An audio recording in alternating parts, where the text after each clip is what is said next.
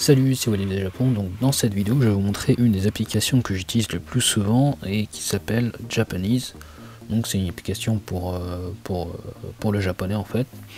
Donc c'est une application qui se présente comme ça où vous avez plein de kanji, de mots japonais qui défilent. Donc là c'est sur un iPad, donc sur un iPhone ça marche à l'identique, seulement l'écran est un peu plus petit.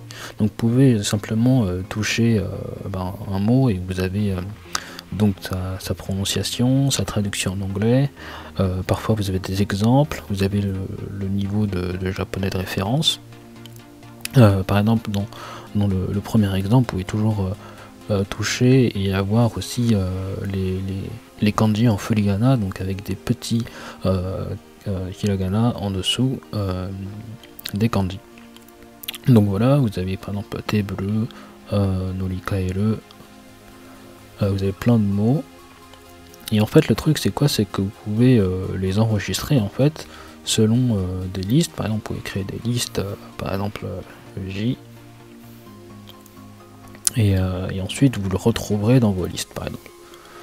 Vous avez aussi un champ de recherche, donc dans le champ de recherche vous pouvez rechercher en écrivant le caractère. Par exemple si j'écris ce caractère là, donc watashi, et donc là vous avez le caractère qui apparaît. Vous avez également l'ordre des traits que vous pouvez également consulter ici. Donc dans Stroke, donc par exemple vous avez des caractères qui sont composés des kanji qui sont composés de plusieurs caractères. Donc là vous n'aurez pas l'ordre des traits direct, mais vous aurez les sous-ordres en fait. Je sais pas, par exemple Katsu. Donc Katsu, vous avez ici le caractère. Minsetsu peut-être, je sais pas. Enfin bref, il y a plein de choses à voir dedans. Qu'est-ce qu'il y a d'autre encore? Donc dans le champ de recherche, vous pouvez également rechercher donc par clé. Donc si vous recherchez tous les clés avec un seul trait, avec 2 traits, avec 3 traits, avec 4 traits, 5, 6, 7, 8, etc. Donc voilà, et vous avez aussi par le nombre, par le caractère, c'est-à-dire que vous pouvez rechercher comme ça pour savoir si vous avez des clés qui sont en haut ou en bas, enfin voilà quoi. Il y a plein de trucs à faire. Et donc voilà pour le champ de recherche. Et donc à chaque fois que vous cherchez un caractère, en fait ce qui se passe c'est que c'est mémorisé, enfin une fois que vous l'avez trouvé. Donc par exemple si vous cherchez un caractère, si vous cherchez par exemple isu, donc chaise. Donc voilà, et donc une fois que vous avez cliqué dessus, enfin cliqué, touché, vous pouvez aller dans Histoire, et dans Histoire vous avez tous les caractères que vous avez recherchés déjà. Donc Isu, Katsu, Seikatsu, etc. Et donc voilà.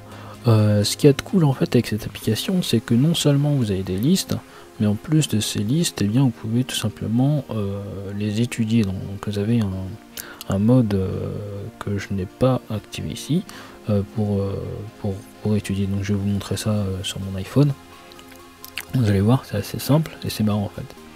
Vous avez également donc des mots, enfin des listes de vocabulaire donc classées par catégorie, donc agriculture, par architecture, astronomie, automobile, computer. Donc en computer vous n'avez que des mots étrangers par exemple, économie, bref, plein de choses que vous pouvez avoir pour seulement, je crois que c'est 9,99 $.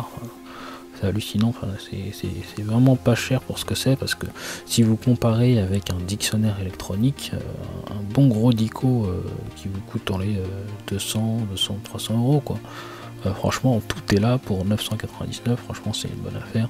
Enfin moi c'est ce que j'utilise depuis des années, j'ai jamais acheté de dico en fait, donc voilà.